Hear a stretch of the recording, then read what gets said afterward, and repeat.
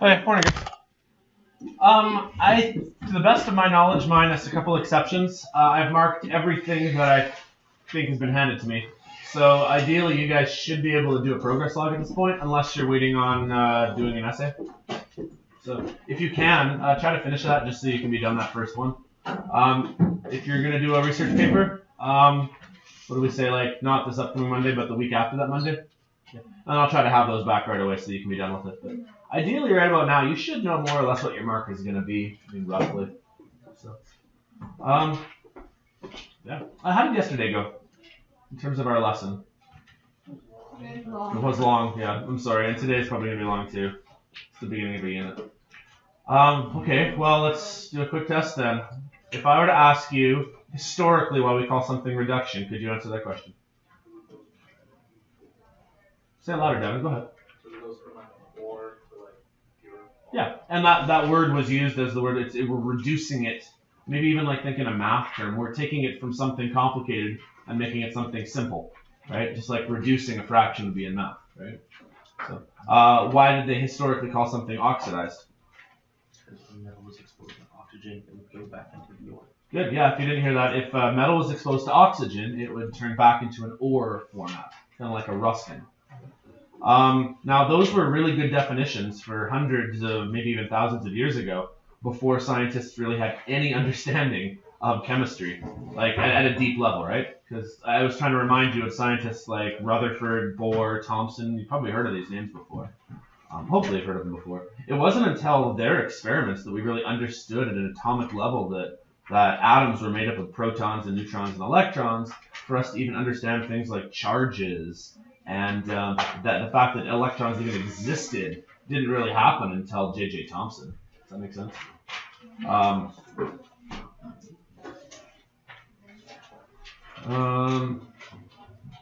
Anyways, so after that point, then we finally, as a scientific community, have more of an understanding at an atomic level, and so the definitions kind of started to change a bit.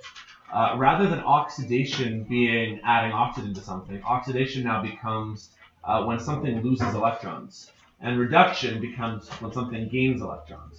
Hence the acronym LEO, the lion says GERP. And hopefully you can remember that. Okay. I think for me, the hardest one then is knowing what an oxidizing agent is and what a reducing agent is. So let me walk you through my thought process. An oxidizing agent is the thing that causes something else to be oxidized. Oxidization then is loss of electrons. So an oxidizing agent is what causes someone else to lose electrons.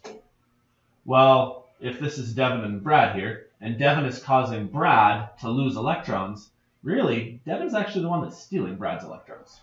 Therefore, an oxidizing agent steals electrons. Does that make sense? And like that is, by the way, like that's what my brain has to go through every time I have to think about what an oxidizing reducing agent is. I don't have them memorized nearly that well, and I've been doing this for years. So then the opposite would be reducing agent. So when I think about this, I go, a reducing agent is what causes someone else to be reduced. So if someone else is being reduced, I know that gain of electrons is reduction. So a reducing agent causes someone else to gain electrons. So I'll use Devin and Brad again. If Devin is a reducing agent, he's going to cause Brad to gain electrons.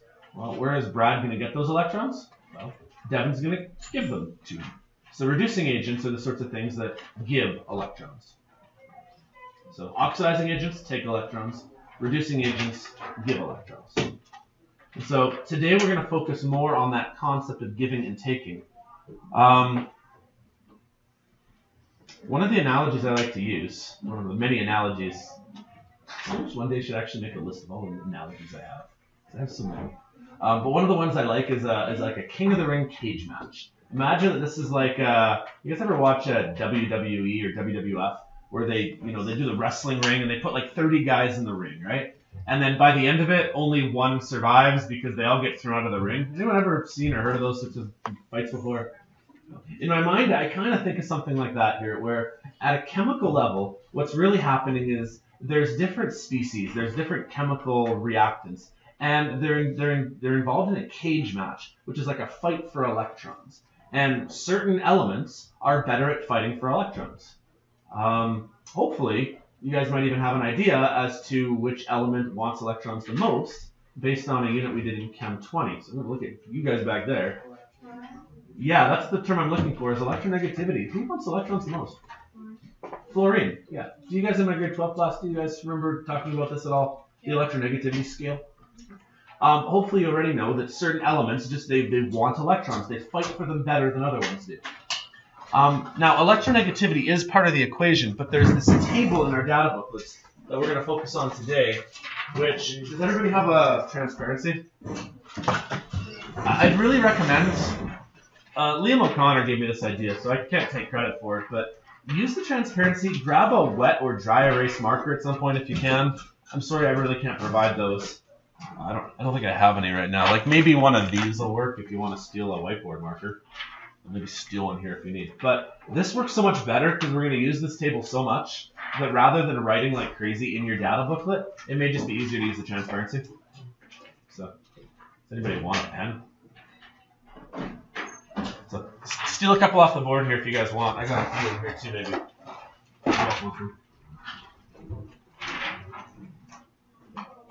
Anybody else?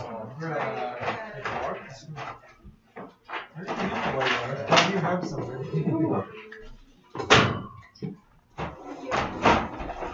I got one left. Alright. So today what we're going to do is we're going to talk about that cage match, that king of the ring concept of who's going to fight for elections. Electrons. Donald Trump is going to fight for elections. I don't know where he'd fit on this table, but well, that's a different topic. Okay, let's talk about this table, and then I'll come back to our notes. Actually, you know what? This slide right here is actually really useful. So actually, let's talk about this first bullet here. Oxidizing agents gain electrons. I just kind of talked about that rationale. Let's just do it one more time. Why do oxidizing agents gain electrons? Well, oxidizing agents are the thing that cause someone else to become oxidized. If something else is oxidized, oxidizing is losing electrons. So if something else loses the electrons, the oxidizing agent is the thing that takes them. That makes sense? And therefore, by the opposite logic, reducing agents are lost. What that means then is that this table right here is actually a ranking of how good things are at either trying to take electrons or trying to give them away. Okay? This has been set up as a reduction table. So whenever we want to talk about oxidizing, we're going to flip the table in a bit. Okay? But in terms of things being reduced, what causes something to be reduced? Well, what is reduction? Reduction means a gain or loss of electrons. Ooh. Gain of electrons. Grr. So hopefully, as you see on this table here, everything on this side, I'm pointing to the left-hand side, is gaining electrons. Does that make sense? Okay. Well, if something is gaining electrons, we just read that, things that gain electrons are oxidizing agents. So everything in this side of the column right here on the left-hand side is an oxidizing agent. I think I have a table somewhere in my notes. Let me see if I can visualize this for you. There's got to be a table in here somewhere. Here it is. So using this table, what this means is that everything on this side over here is an oxidizing agent. Does that make sense? And maybe even in your actual data booklet, you might actually have a student who used it beforehand, and they might have labeled this side right here as an oxidizing agent. Well, I already mentioned earlier the idea of electronegativity. Is yours labeled? Yeah, yours is. OA and RA. I'll get to RA in a second. So oxidizing agents, then, are things that want electrons. And I just mentioned a few minutes ago, we already know a little bit about wanting electrons. It's electronegativity. Things that want electrons would be things like fluorine. And lo and behold, the very first thing on the list right here is fluorine. This table is actually a ranking. So if you like that analogy again of like the WWE cage match concept, the #1 heavyweight champion of the world in terms of stealing electrons is fluorine gas. It is the strongest oxidizing agent out there. And as we go down the list, these guys collectively also want electrons, and these guys want electrons. And as you get down to the bottom of the table, you'll find things like lithium positive, potassium positive, barium positive, T positive. You guys see those guys right down there? Well, based on our knowledge of electronegativity, does lithium and potassium and barium, are they typically things that have a high electronegativity? Not usually, right? I mean, the bottom corner of that table there is not so high. So really what's happening here is these guys are the strongest oxidizing agents, and down at the bottom you have the weakest oxidizing agents. One more time, oxidizing agents are things that want electrons. So we now have a ranking system of, well, who wants it more? Does that make sense? Today we're going to talk about like a fight, a competition for electrons. On the opposite side then, you basically have the same thing happening here. Rather than looking at this as being a table going forward, you could also look at this as being a table going backwards. And that's why you have some arrows here that are double-sided arrows. If reduction is going in the forward direction, oxidation must be going in the backwards direction. Does that make sense? Since they're opposites. And the way that will work then is that these guys on this side here are now reducing agents. But the table kind of flips. Here, the strongest reducing agent is down at the bottom, and the weakest reducing agent is at the top. Does that make sense?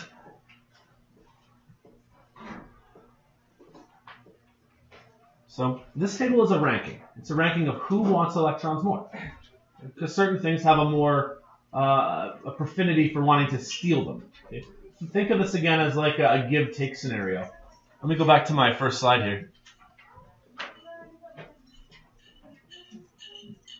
Oxidizing agents want to gain electrons.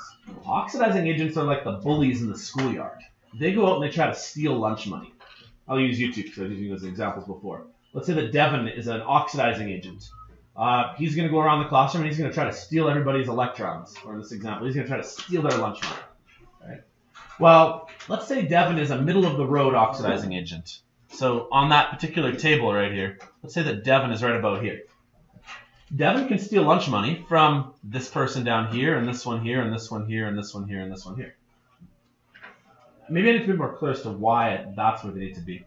If these guys are the oxidizing agents that steal money, you have to steal money from someone who's able to lose money. Does that make sense? And the things that lose, in our example, are the reducing agents, but the reducing agents are on this side of the table. So in order for a reaction to occur, you need a bully here to find someone that it can beat. This bully can beat this guy down here, this one here, this one here, this one here, this one here. However, although Devin's a pretty big and tough guy, there are some people that Devin cannot beat.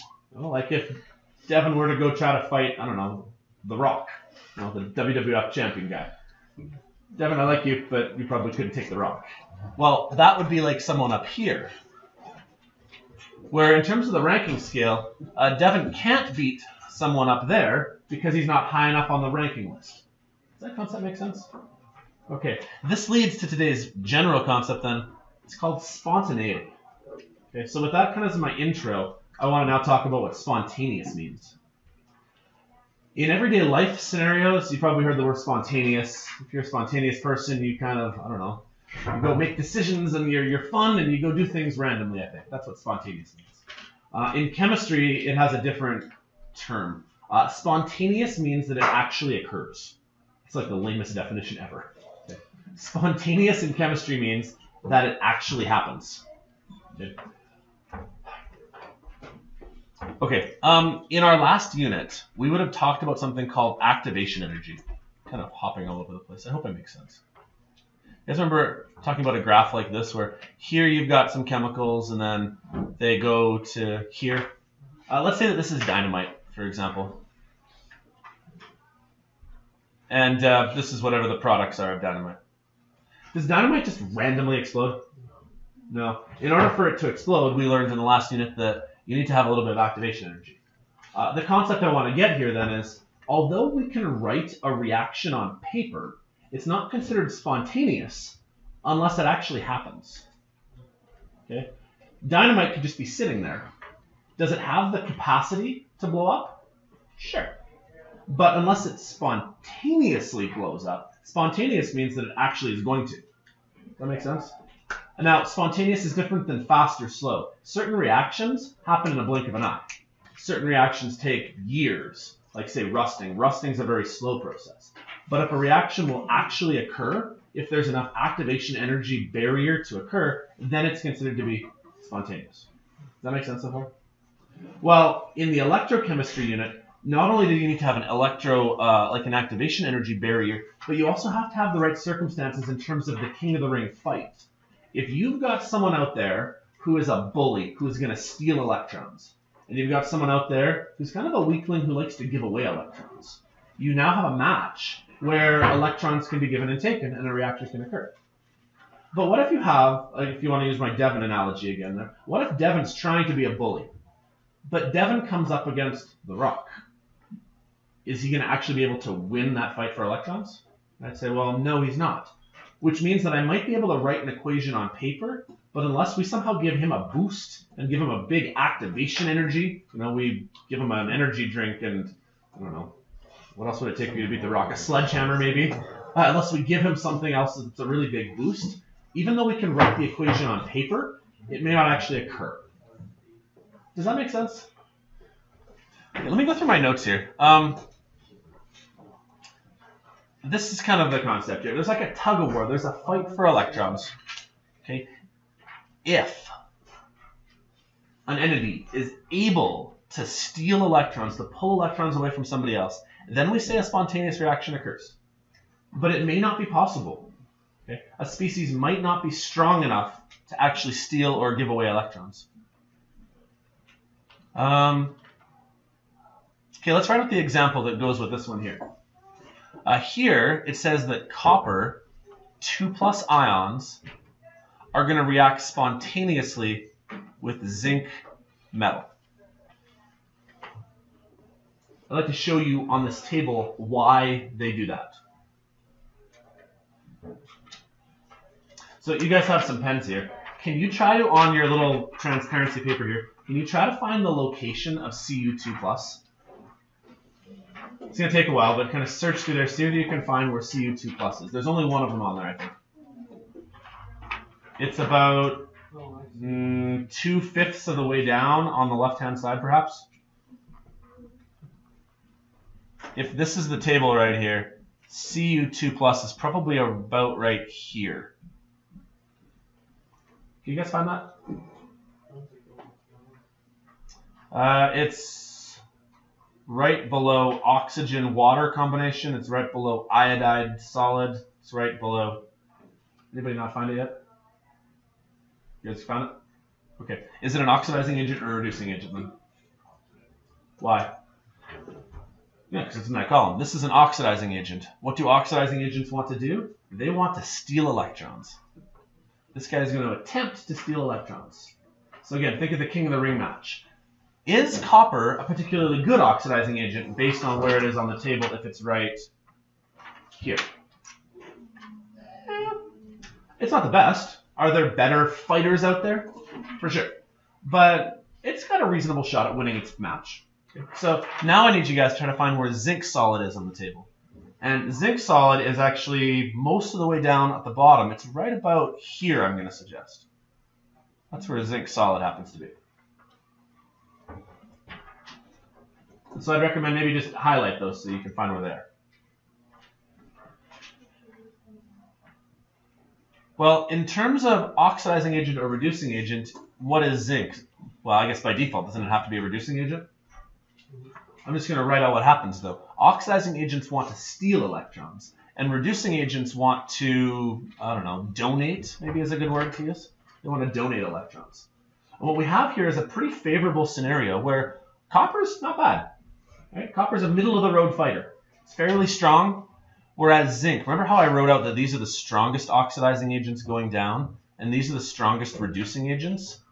If you're a strong reducing agent, you actually want to give away your electrons. Like that's actually your whole goal in life is to give away electrons. Zinc is actually pretty good at giving away electrons. Is this reaction then going to occur? And the answer is yeah, it should. Because this guy's going to try to steal electrons, and this guy's going to try to take electrons. In terms of the rankings, this guy can totally beat this guy down here. Does that make sense? We'll do more examples of this later, but hypothetically, let's say that copper was trying to fight somebody up here. then we would say that the reaction can't occur because this copper right here is not strong enough to beat that particular fighter, if you like that analogy. Does that make sense? That's how we're going to determine whether a reaction occurs or not. Here's like another diagram maybe that can help illustrate the same point I'm making. Things that are oxidized lose electrons. Things that lose electrons are reducing agents.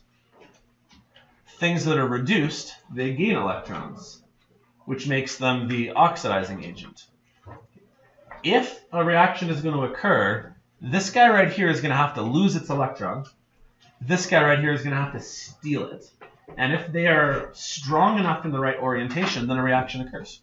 So electrons always then go from the oxidizing agent to the reducing agent.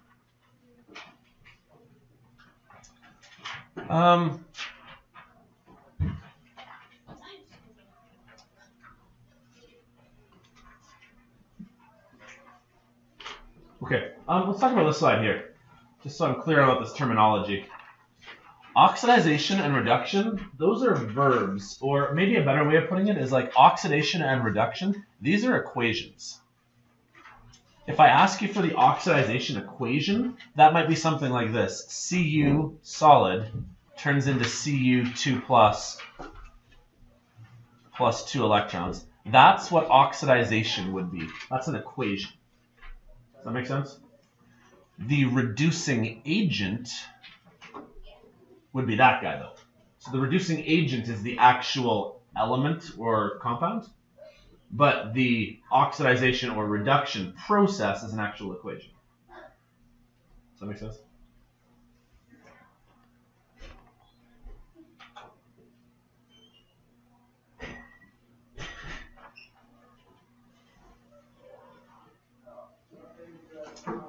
This is just kind of a rehash of what we did yesterday.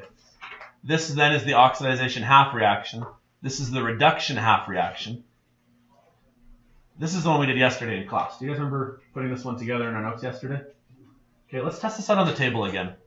What I need for you guys to do is first let's figure out who the reducing and oxidizing agents are. So if copper right here is losing electrons, that means copper is being reduced. No, oxidized. Loss of electrons is oxidization. So if this guy is being oxidized, this guy right here is the reducing agent. Does that make sense? Which means that this guy's the reducing agent, this guy's the oxidizing agent. Can we try to find where these are on the data booklet table? So try to find where on the table Ag positive is, and try to find on the table where Cu solid is.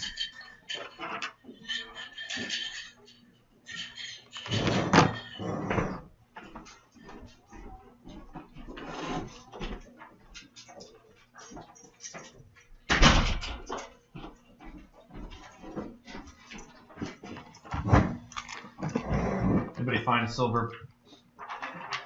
It's about, I don't know, a third of the way down, right about here. That's where silver positive is. And copper solid is right about here. Will this reaction actually occur? Is there enough activation energy, or maybe another way of thinking about it is copper good enough at giving away electrons, / is silver good enough at stealing electrons for this reaction to actually happen? I would say yes. Because in terms of rankings, this guy is above copper. So I would say yes, this reaction can occur. So we're going to call it spontaneous. What you guys are going to discover in this unit is sometimes we can write down an equation on paper, but that doesn't mean it will actually happen. Just like the dynamite example. I can write the equation for dynamite on paper, but it doesn't mean that it's just going to all of a sudden blow up in my face. Does that make sense? Just because I write the equation doesn't mean it will occur. It doesn't have the right circumstances. So this slide here just describes what I've been showing you. So I'll let you read the notes out, but if you have in your equation somebody up here and somebody down here in an orientation like this, the reaction can occur. There's enough energy, there's enough strength of electron motion for the reaction to take place. But it is possible, and we'll see more examples like this in a bit, of something like this. If you have something in this orientation here, even though I might be able to write a reaction on paper, it doesn't actually occur. That makes sense? Okay, I'd like to show you, I find this one kind of useful, the rusting equation. What are the conditions that make it so that something rusts? Do you guys know? You need it to be exposed to air. And that's the other thing, you need water. Okay. In order for rusting to occur, you need oxygen exposed from the air, but you also need water. Like if you leave, I don't know, like my wife leaves her bobby pins in the shower. It's disgusting. Yeah. You ever seen that before? And then they turn such a gross orange color. But like if she leaves her bobby pins in the, just laying out on the floor, which she also does, do they rust just sitting there on the floor? No. Yeah. A good example is car brake discs. Oh, yeah. If you have, like, we have a car we left it in the barn for a long time, and it just sat there, wasn't exposed to any kind of moisture. Right. Eventually it will rust. Yeah. But it's going to takes longer, right? Yeah. The equation that I want to look at then is this one right here. Can you guys find this one on your data sheet? It's O2 plus liquid water. So about, I don't know, 15, 20 down on the oxidizing agent side. That is one of the equations that involves rusting. Now, certain metals will rust. If I go down the list, now granted, I don't have this whole table here, but I'll try to point them out on here. If I go down on the reducing agent side, if I start at the bottom and work my way up, like aluminum can rust, zinc can rust, iron can rust, nickel can rust, even copper, right here. Copper is capable of rusting. However, there are certain metals that don't rust. Anybody know which metals don't rust? Gold and silver. And that's actually the reason why they're so valuable. We make our jewelry out of gold and silver not because it's more rare. I mean, granted it is rare, but we make it based on its chemical properties. Here is gold up here. Does oxygen-water combination, is it strong enough in the King of the Ring cage match to actually steal this gold's electrons? The answer is no. That's why gold doesn't rust. My wedding ring is made out of gold. I go in the shower all the time, and it does not rust the same way my wife's bobby pins do. Does that make sense? Silver is located right here. Silver is also considered a precious metal, not because it's particularly rare, I mean, although yes it is, but the bigger reason why is that it doesn't have the ability to rust. And so therefore, it doesn't oxidize and go backwards the other way. Because if it oxidized and went back into silver plus and gold plus, your gold and silver would be ruined. Does that make sense? And then why would you bother buying it? Does that make sense? It kind of explains a little bit about how our world works. Hello. Or not. We'll get some breakfast.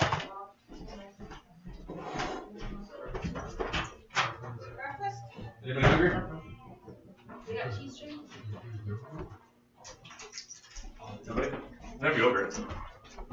Okay. Thanks. Okay. How am I doing so far? Does this make sense? So, I mean, in a nutshell, not all equations that you write on paper actually occur. Let me actually do that right now. Let me write out the gold rusting equation. I can write you an equation that shows you how gold should rust. It won't actually happen without a huge activation energy boost, but I can write it on paper. Here's how I do that, by the way. I would look up the two reactions and say, well, here's gold up here, trying to go back this way. Here's oxygen water, trying to go this way. Okay, so I'm going to write out the two equations here. So let's write the first one out. O2 gas plus 2 liquid waters plus 4 electrons is going to try to turn into 4 hydroxides. That equation would be the reduction equation. Now, in order to get the oxidization equation, I have to take my data booklet, and rather than using the arrow in the forward direction, I have to pretend the arrow is going in the backwards direction. So I'm actually going to start with gold solid, and I'm going to make it turn backwards into 3 electrons and gold 3 plus.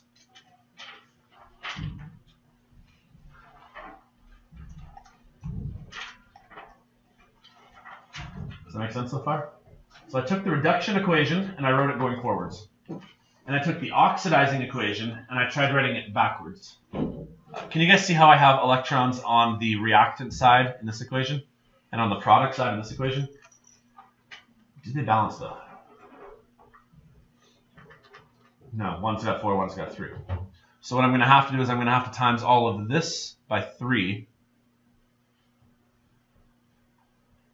And I'm going to times all of this by 4. Now, do I have the same number of electrons on both sides? My electrons can cancel, and I can write an equation. Here's an equation that I can write on paper. 3 oxygens plus 6 waters plus 4 golds will try to turn into 12 hydroxides and 4 gold ions.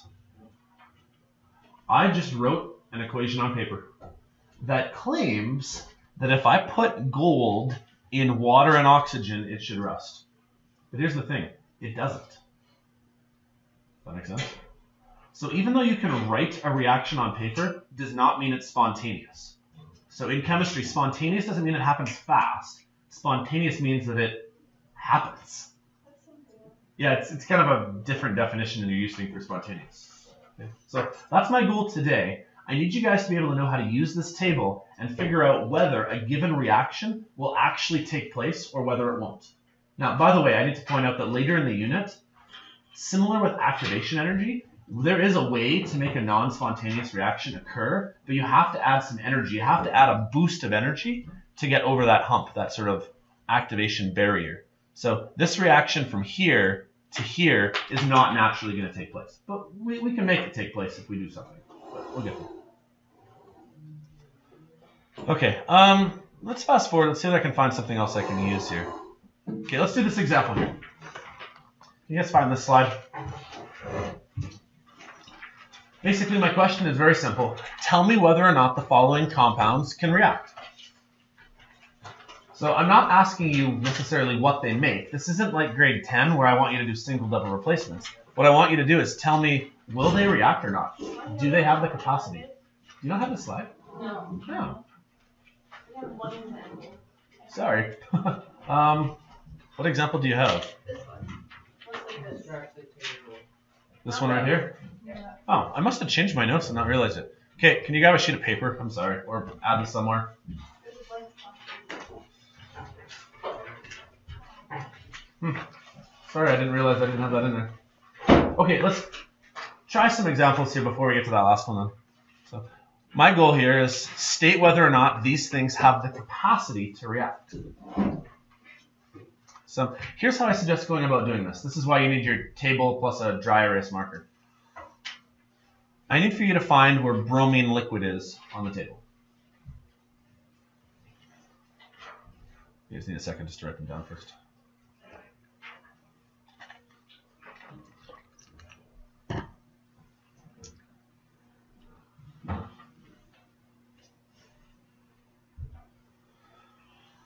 Okay, so go to the table, and I have a full table here. Find where bromine liquid is.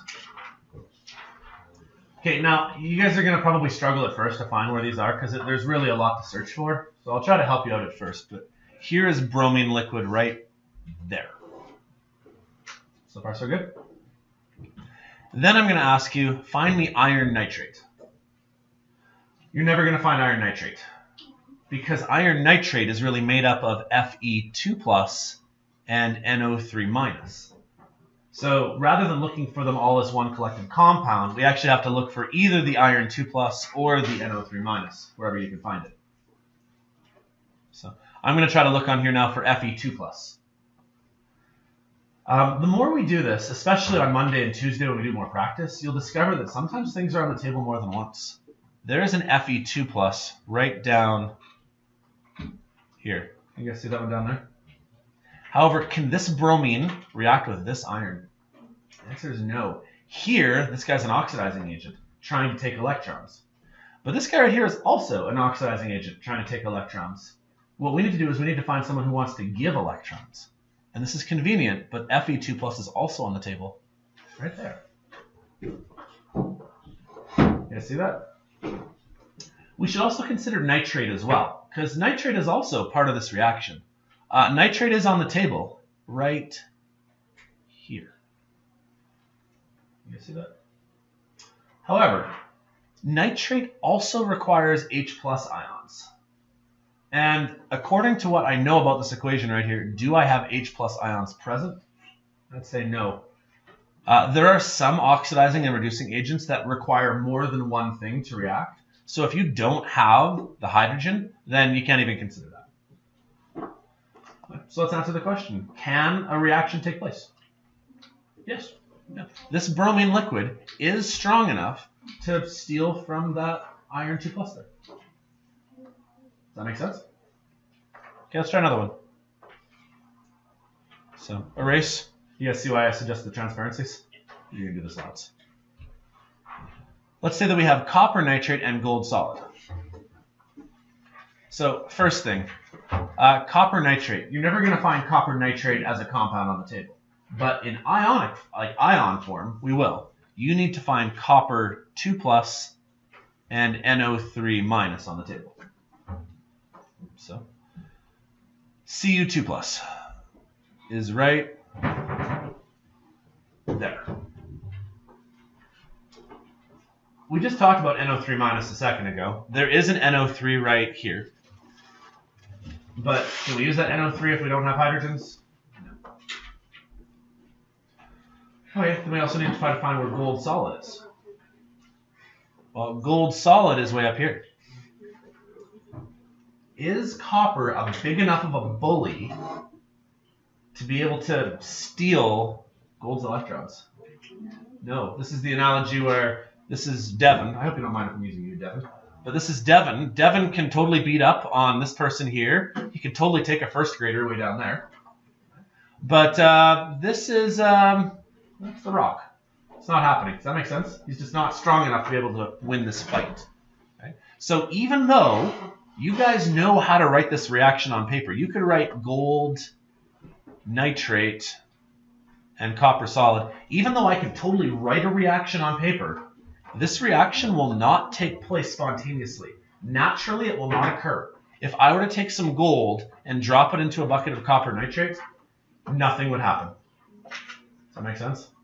If I was really brave and I had enough time, I would go make some copper nitrate, I would take my wedding ring and I would dump it in there, and I'd be really confident that I wouldn't ruin my wedding ring, because it should not chemically react. Does that make sense? Okay, let's try another example here. Iron chloride and copper. So this iron right here is actually an Fe3+ and a Cl-. So go to your table. We need to try to find where the Fe3+ is. Remember that NO3 part. Yeah, the more you do this, by the way, the better you will be acquainted at searching on the table. Here is where Fe3+ is. The Fe3+ is part of it. We also need to look for Cl-. Chlorine is actually on the table a lot. If you start looking on the other side here, there's a chlorine right here. But that chlorine is going to require water. Now, from a practical point of view, we might actually have water, because we made a aqueous solution. So there might actually be water present. That being said, even if you had all of these items right here, could a reaction take place right there? It wouldn't even matter anyways, would it?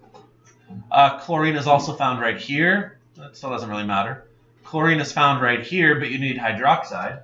That still doesn't help. Okay, let's look at copper solid. Copper solid is found right here. If I can write a reaction on paper, will it actually take place? Yes. Because this iron right here is strong enough to beat that copper right there. Well, this chlorine can't react with the copper because they're both on the same side of the table, meaning that this guy wants to lose electrons, and this guy here also wants to lose electrons. And you can't have a reaction where both things want to lose electrons. You have to have somebody gaining and somebody losing. So it has to be one from this side and one from this side. Does that make sense? This chlorine right here isn't low enough on the table for iron to actually beat it in a fight. So, is this making sense? Let's try the last example. Here's almost the exact same thing as I had before, except I'm changing the charge of iron. This guy right here is an iron 2+, along with chlorine minus. Well, now when you look for iron 2+, this is a really good talking point. I can find iron 2+ right here, right below silver. I can also find iron 2+ down here. Let's talk about why iron's on the table twice. As a 2+, iron has a couple of choices. Iron could try to gain some electrons and become solid iron. That's one possibility. It tries to go that way.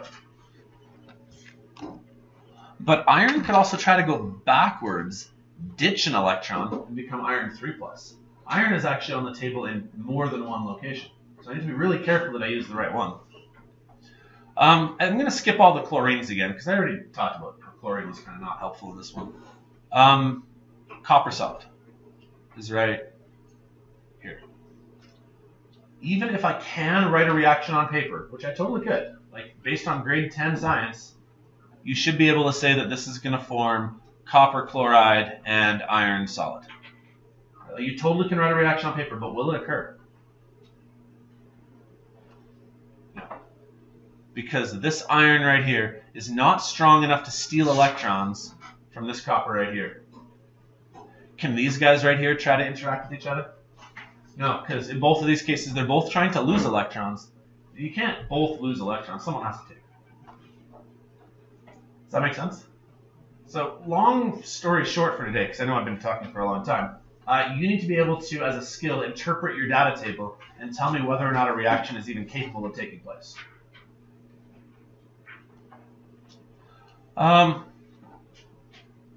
Okay, this is the other example you guys have, right? Is this the last one?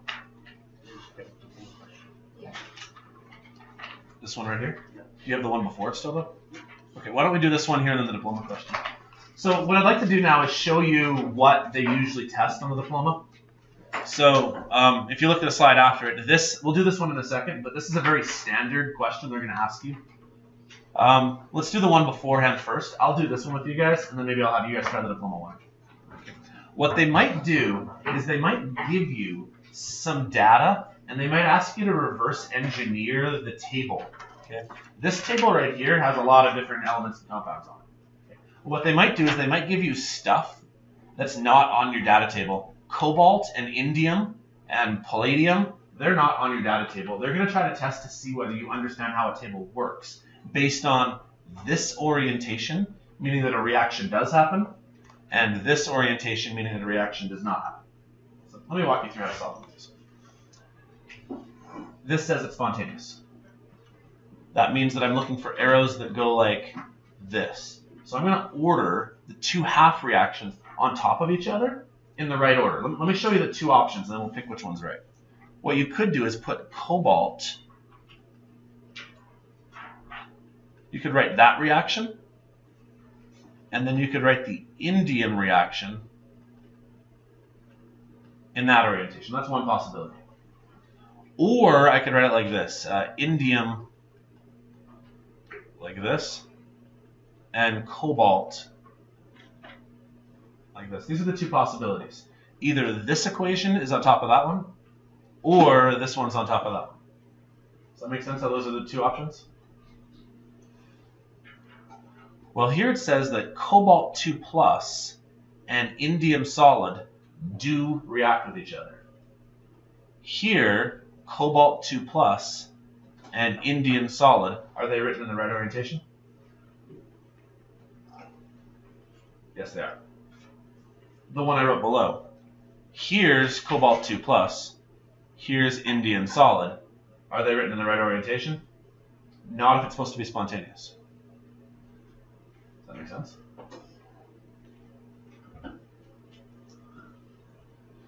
So this helps start my table.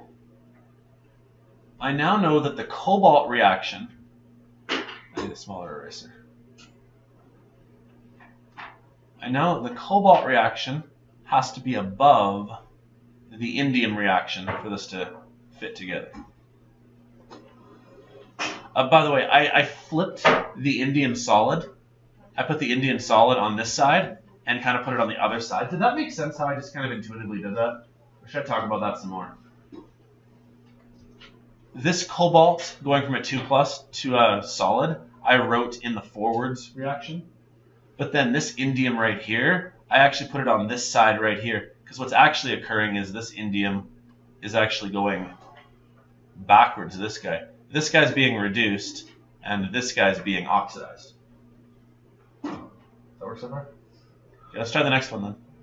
Here, I have to try to figure out how copper and cobalt react with each other. And again, they're spontaneous. Well, since I've already written cobalt solid right here, where does copper 2+ need to go if it's spontaneous? Could I put the copper 2+ down here? Would that make it spontaneous between this copper and that cobalt? Well, that wouldn't work. Could I put the copper reaction kind of in between them? Would that work? Again, no. Hopefully you'd agree that the only way I can make that spontaneous is to put the copper reaction right here. Let's turn copper 2+ into copper solid. And now copper 2+ is above cobalt. This copper 2+ and this cobalt will react with each other. Does that make sense? Okay, now the last equation. Here it says that copper 2+ and palladium, they don't react with each other.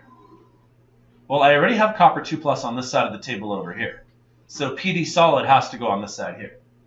Let's say I put PD solid down here. Well, that's not going to work because copper 2+ should react with palladium in that orientation. So where should the palladium one go? Yeah, right at above it right here. PD solid. Now I don't actually, it doesn't actually say what like the other part of it would be, so I'm just going to take a guess that maybe it's like a 2+ that turns into it. And now I've made myself a table, and hopefully this partial table fits all my data. So I'm just going to look one more time now. Just erase this. Cobalt 2+ and indium solid. Here's cobalt 2+, there's indium solid. That's spontaneous. Copper 2+ and cobalt solid. Here's copper 2+, here's cobalt solid. That should be spontaneous.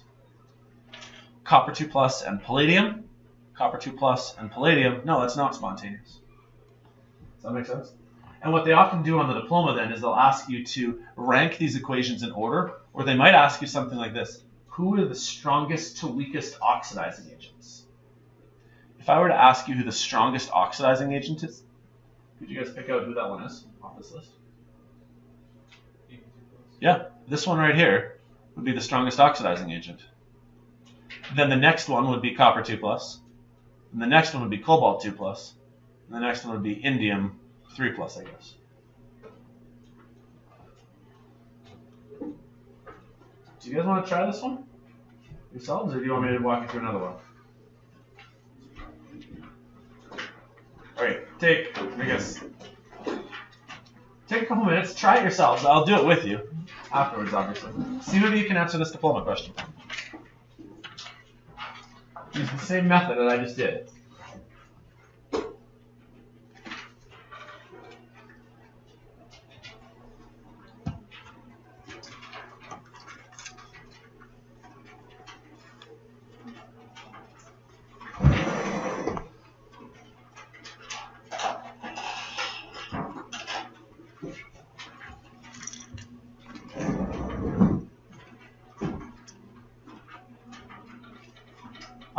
By the way, make sure you're very clear with your states that matter, because an aqueous is very different than a solid. Does that make sense? Like, you need to make sure you're very clear on that.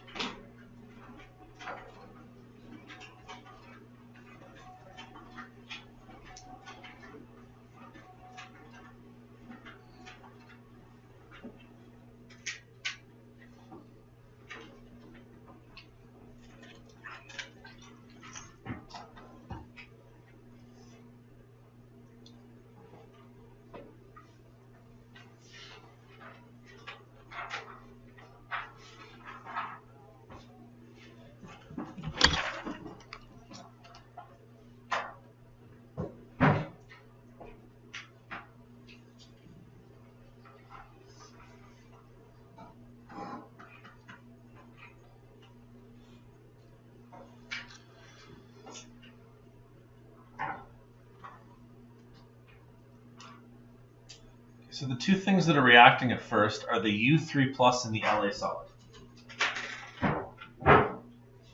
So I'm going to write out two different orientations to start, and then we'll pick which one is right. So I could put the U3 plus going to the U solid above the La3 plus going into the La solid. Or I could have put the U3 plus below. So I got to figure out where the U plus goes compared to the La. Does U3 plus right here and that one, is that the right fit? Or is this one to that one the right fit? The first one. Does that make sense?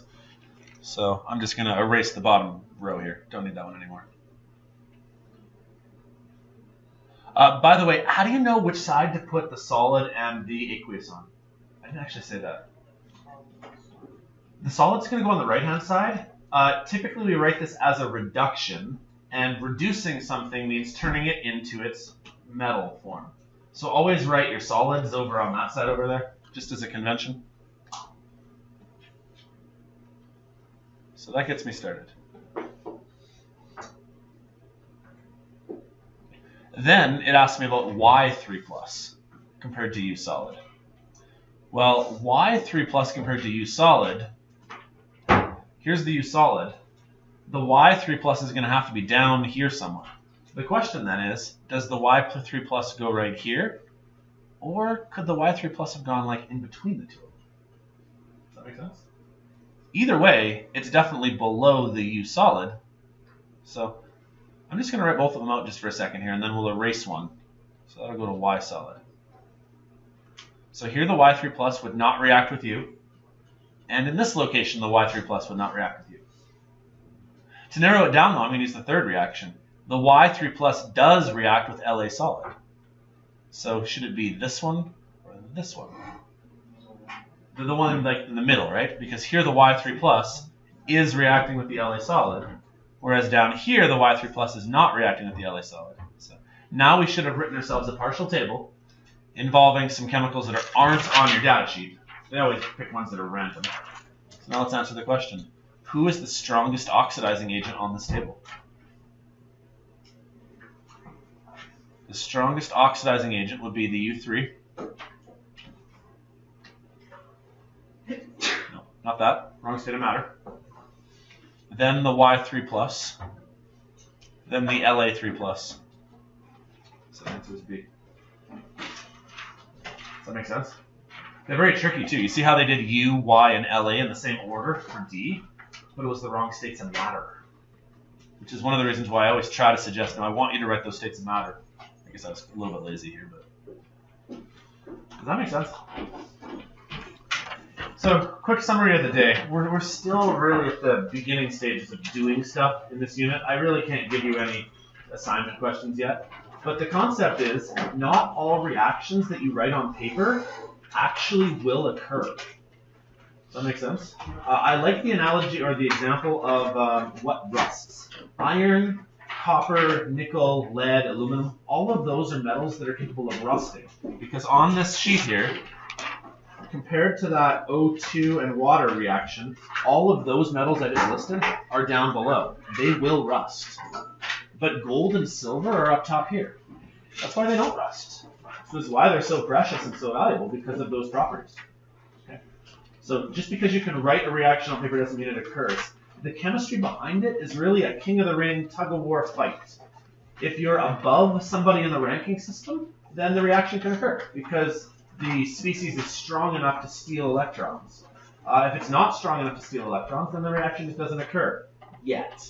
Okay, I need to preface that. Later in the course, we're going to talk about how we can actually overcome that activation energy barrier and force a reaction to happen that's not supposed to happen naturally. Okay, but we'll get to that later, a little bit at a time. Any questions? You guys feel like that made sense? Cool. Okay. Yeah, you guys can pack up those going any minute here. Quick reminder then, Monday we're going to do one more lesson, and then Tuesday I won't be here, but I'm going to have a big worksheet for you guys to work on for practicing some of this stuff. So, one more lesson, then we can actually do something more with this.